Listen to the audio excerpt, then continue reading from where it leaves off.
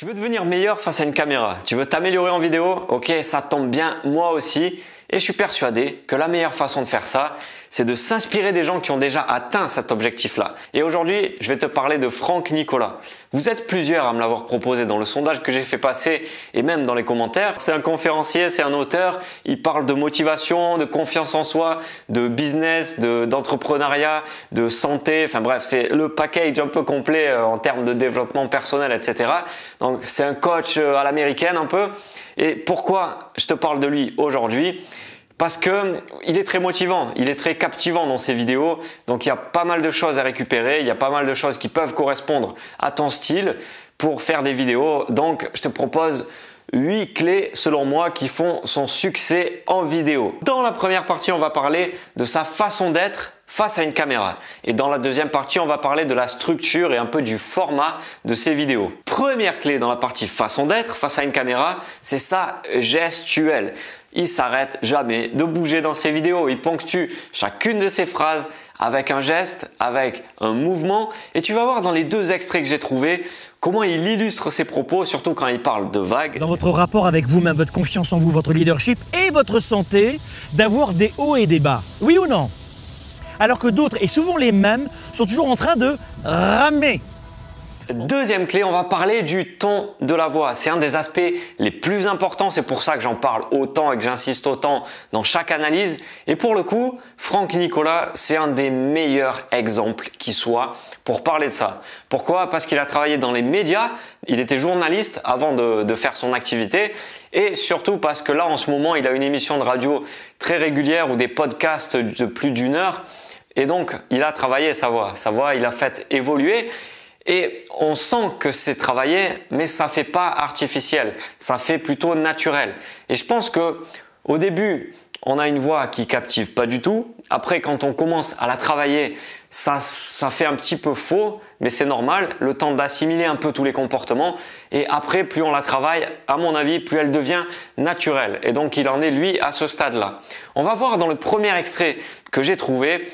Regarde comment il fait varier le ton, donc comment il fait varier la hauteur, je veux dire, de sa voix, comment il passe dans les aigus et il redescend dans les graves. La deuxième raison, tout de suite en numéro 2, pour laquelle un employé, un collaborateur quitte son entreprise, c'est parce qu'il s'entend mal avec ses autres camarades. Mais la hauteur de sa voix, c'est pas la seule chose qui va faire varier. Il joue aussi avec le rythme dans ses vidéos. Donc dans cette vidéo de motivation que j'ai trouvée de lui, tu vas voir comment il énumère les choses. Quand il énumère les choses, il prend très peu de pauses entre les phrases. Et quand il veut accentuer un point juste après, il prend des silences beaucoup plus longs. La liberté de prendre soin de ses proches, de vous-même, de votre santé, de payer les meilleures études et les meilleurs médecins à vos enfants, de créer des emplois, de contribuer auprès de vos églises ou de vos associations. Le succès pour vous et pour vos proches, ce n'est pas une option, c'est une obligation. Le succès, c'est une obligation qui doit déclencher en vous le plus fort engagement. Troisième clé, donc toujours dans la partie façon d'être face à une caméra, c'est le côté d'incarner ce qu'il raconte. Il fait intervenir des personnages dans ses anecdotes et il va jouer leur rôle. Donc si tu as un projet artistique, si tu veux faire des sketchs, etc., tu auras compris que c'est indispensable de faire ça, mais on oublie trop souvent que les gens qui ont un business autour de la vidéo, qui vendent des produits comme c'est son cas à lui, c'est aussi un outil fondamental de pouvoir incarner ton discours. Donc dans cet extrait, regarde comment il va jouer la personne qui a tout essayé. Il y a cette expression que j'entends souvent. Et de grâce, ne laissez tomber. Non, pas vous, surtout pas vous. C'est « j'ai tout essayé ». Franck, j'ai tout essayé. Vraiment. Et là, dans le deuxième extrait, il va jouer le rôle du mec qui manque de confiance en lui, qui n'ose pas trop vendre ses produits, et jouer des rôles, mettre des personnages comme ça au milieu d'une vidéo avec une thématique un peu sérieuse, qui parle de business, d'argent, d'entrepreneuriat, etc. Donc il y a une connotation un peu plus sérieuse. Ben, il peut vite passer pour le mec qui veut se donner un genre, quoi. Le mec qui veut faire un peu fun, qui a rajouté de l'humour exprès parce qu'on lui a dit de rajouter de l'humour ou un sketch. C'est à double tranchant. Et à mon avis, bon, je peux me tromper là-dessus, mais à mon avis, pourquoi ça passe aussi bien chez lui? Parce qu'il a assumé à 200%. Il a pas hésité une seconde. S'il s'était dit dans un coin de sa tête comment je vais être perçu en faisant ça? Est-ce que ça va ruiner mes ventes? Est-ce que ça va casser mon image, etc. Il aurait hésité, il aurait mal joué et ça aurait exactement sonné faux, complètement faux, et ça aurait fait l'effet inverse. Aujourd'hui, je ne vais pas oser. Non, je crois que je ne peux pas oser. J'aimerais vous proposer mes produits, mes services, mais j'ose pas. J'ai un manque de confiance. J'ai peur de vous choquer. Non, vous allez me juger. Non, je suis sûr que vous allez me juger. Moi, j'aimerais vraiment plaire à tout le monde. J'aimerais que la terre entière m'aime. Aujourd'hui, dans cette nouvelle capsule du mardi, écoutez-moi bien. On va en parler pendant une fois, après ce sera terminé. Quatrième clé, toujours dans la partie façon de se comporter face à la caméra, c'est le fait de rajouter des images, des métaphores dans ce qu'il raconte. Voilà, il va parler de creux de la vague, il va parler de dégonfler le ballon, il va parler de nourrir les gens, il va parler de films d'horreur. Tu vas voir toutes les images qu'il utilise dans ces deux extraits. Écoute, hier soir, j'étais dans un petit creux de la vague. Rien que le mot creux de la vague, ça dégonfle le ballon. Et je me posais cette question, de quelle façon est-ce que je peux avoir plus de vision? Qu'est-ce que tu en penses? Boum! Vous demandez de l'aide. Mais vous nourrissez les gens et vous leur proposez aussi de venir vous aider. Le journal de nouvelles est à l'adulte, ce que le film d'horreur est à l'adolescent.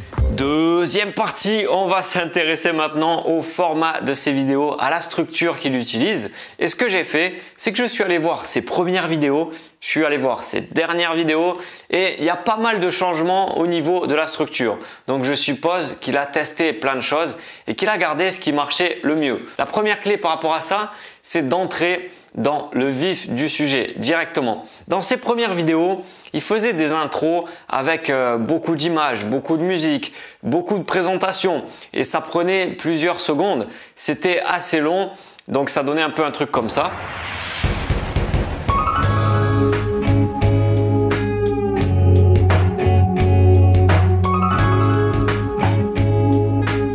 Bonjour à tous les amis, bienvenue dans cette nouvelle capsule du mardi. Vous le savez, le coaching qu'il vous faut pour vivre la vie et les affaires que vous aimez sur cette belle plage. Donc ça, c'était au début et petit à petit, il a raccourci son intro parce qu'il a dû se rendre compte dans les statistiques que il y a des gens qui devaient quitter la vidéo au début parce qu'ils ne comprenaient pas ce qui était important pour eux, en quoi cette vidéo allait les aider. Et donc petit à petit, il entre dans le vif du sujet directement en expliquant ce qui est important pour les gens qui le regardent dès le début. Ça, c'est ce qu'il fait maintenant. Les deux mois les plus difficiles de l'année, ici au Canada, mais chez vous aussi en Europe, et dans beaucoup de pays d'ailleurs, c'est janvier-février. Donc ça accroche plus, non? On a beaucoup plus envie de regarder la suite. La deuxième chose au niveau du format de ces vidéos, ça se passe à la fin et c'est l'appel à l'action. C'est quelque chose de très important. J'en parle aujourd'hui parce que tu vas voir que Franck Nicolas, il utilise les grands moyens pour faire ses appels à l'action. Tu vas voir ça juste après. Donc les gens regardent ta vidéo. Si tu travailles bien, tu vas intéresser une partie des gens. Tu vas les divertir, les faire rire si c'est ta thématique ou les aider, les conseiller, etc. Et arrivé à la fin, ils sont encore très attentifs et cette attention, elle est très importante. C'est à ce moment-là que tu peux leur proposer quelque chose de complémentaire et c'est le bon moment de le faire. Si tu as un business, tu peux leur proposer un produit que tu vends par exemple. Tu peux leur proposer de s'inscrire à ta newsletter pour avoir plus de contenu gratuit. Si tu as une thématique artistique, si tu fais de la musique, des covers, tu peux leur proposer l'album que tu es en train de créer. Donc ça, c'est très important. Si tu fais pas d'appel à l'action à la fin, c'est YouTube ou Facebook qui va le faire. Il va suggérer une vidéo d'un concurrent, de quelqu'un d'autre ou quelque chose qui a rien à voir et c'est dommage parce que les gens ne seront pas abonnés à ta chaîne alors qu'ils auraient pu voir d'autres vidéos qui auraient pu leur plaire, les aider, etc.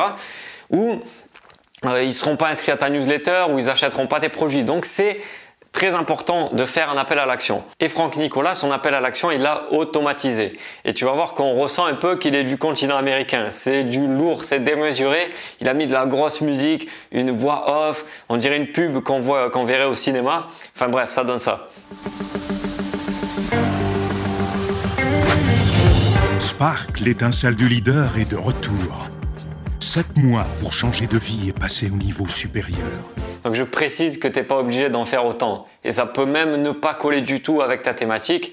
Donc tu peux juste mettre un bouton s'abonner avec un peu de musique ou juste le dire à l'oral, mais fais un appel à l'action, sinon c'est YouTube ou Facebook qui va s'en charger pour toi.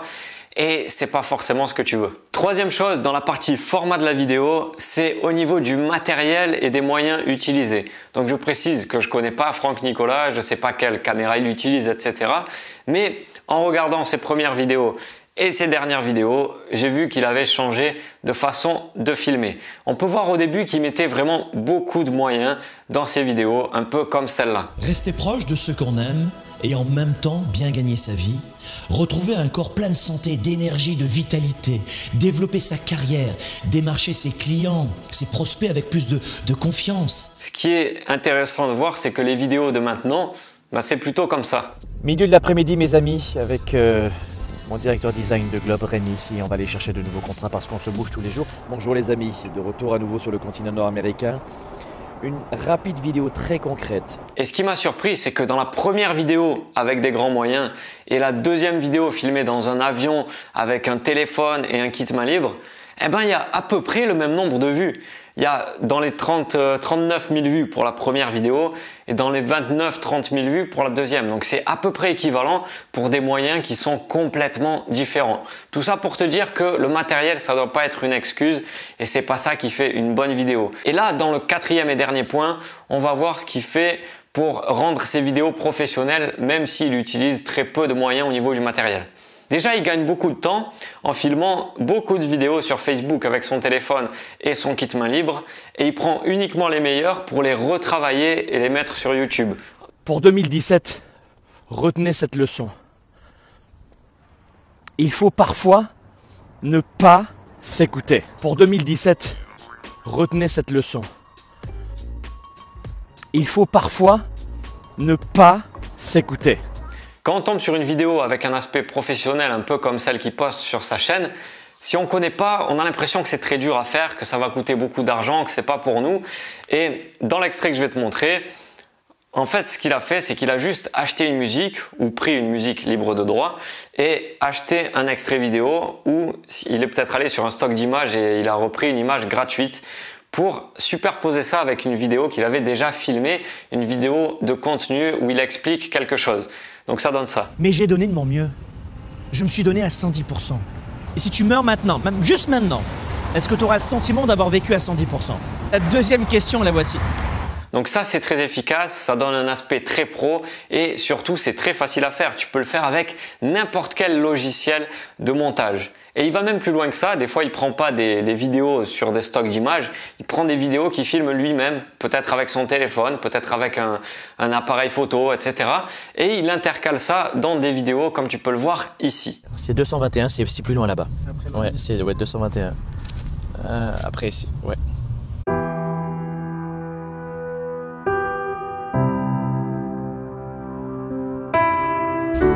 Je fais des vidéos pour des gens qui veulent augmenter leur niveau de vie. Donc en gros, le succès de ce genre de vidéo, il est dû bien sûr au contenu qu'il apporte, à ce qu'il va apprendre dans ses vidéos, à sa façon de communiquer face à la caméra et un tout petit peu de mise en forme, un rajout de musique qu'il a acheté, un rajout d'images qu'il a filmé avec son téléphone ou qu'il a acheté sur une banque d'images. Donc c'est faisable si tu travailles ton contenu, si tu travailles ta façon de communiquer face à la caméra et ça tombe très bien parce que tu es sur la bonne chaîne, on progresse ensemble sur le sujet. Si tu veux télécharger ma formation gratuite, tu peux cliquer sur le lien dans la description. N'oublie surtout pas de m'écrire la personne que tu veux que j'analyse pour la prochaine vidéo.